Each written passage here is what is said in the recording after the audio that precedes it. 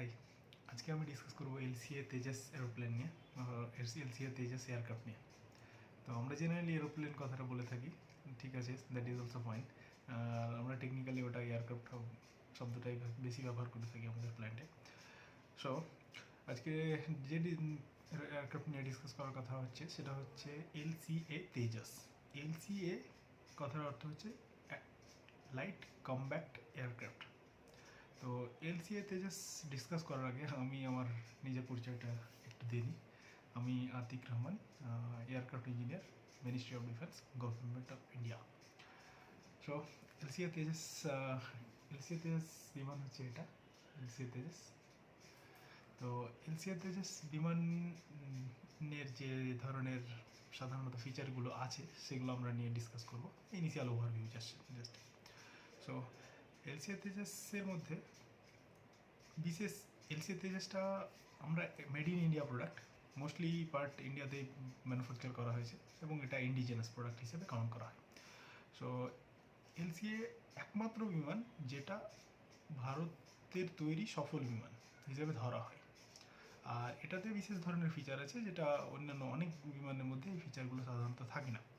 তো আমরা ছোটো একটা ফিচার ডিসকাস করবো। ইনিশিয়াল বিমান এলসিএকে কতগুলো ভাগে ভাগ করা হয় সেটা ওভারভিউটা জেনে নেব।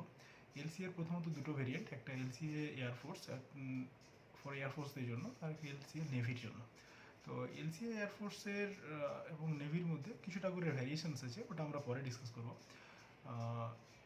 এবং এলসিএর মধ্যে মার্ক ওয়াইজ ডিভাইড আছে, মার্ক 1, মার্ক 2 লাইক।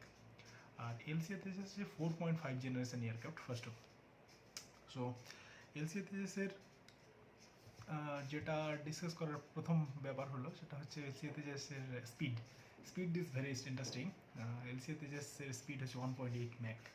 1.8 ম্যাক মানে 1 Mach equal to 1238 point something per hour.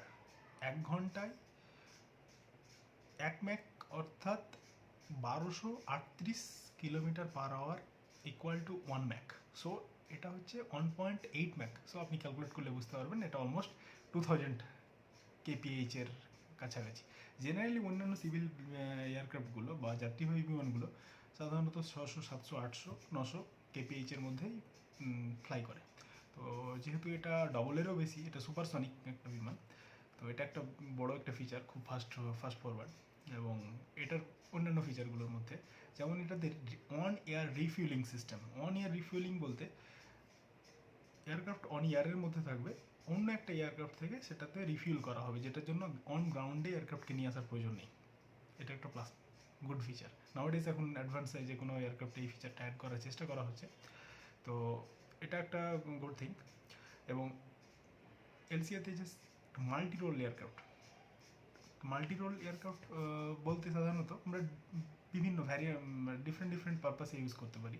Like আমরা এটাকে কম্বাক্ট তো ইউজ করবোই, মানে এটা কম্বাক্ট এয়ারক্রাফট, কিন্তু কম্বাক্টের মধ্যে বেশ কয়েকটা ভেরিয়েন্ট আছে, যেমন আমরা একটা মিসাইল ক্যারি করতে পারি, গান ক্যারি করতে পারি। তো এই ধরনের ডিফারেন্ট আলাদা আমরা ক্যারি করে ওটা ব্যবহার করতে পারি, এটা মাল্টি রোল বলা হয়। তো এগুলোকে ওয়েপেন্স বলা হয়। তো ওয়েপেন্স আমরা বিভিন্ন ধরনের ওয়েপেন্স ব্যবহার করে, রকেট লঞ্চার হতে পারে, সেটা মিসাইল হতে পারে।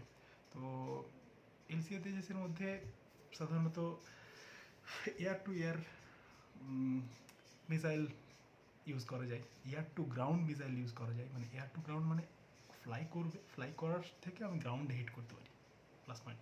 এয়ার টু এয়ার মানে একটা বিমান থেকে আর একটা বিমান, বা একটা বিমান থেকে আর একটা মিসাইলকে হিট করা, এটা এয়ার টু এয়ার। আর এয়ার টু গ্রাউন্ড তো বললামই। তো এটা একটা গুড থিং। সেকেন্ডারিলি এর সাথে গাইডেড মিসাইল পর্যন্ত লঞ্চ করা যায়। গাইডেড মিসাইল মানে 100 কিলোমিটার পর্যন্ত একটা মিসাইলকে ছেড়ে দেওয়ার পরে সেটাকে গাইড করে হিট করা, এটা একটা স্পেশাল ফিচার, গাইডেড মিসাইল।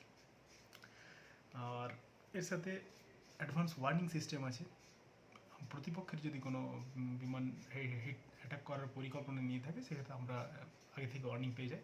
এবং সিগন্যাল জ্যামার, এটা ইন্টারেস্টিং লাগে আমার, এখানে যে জ্যামার ফ্যাসিলিটিসও আছে।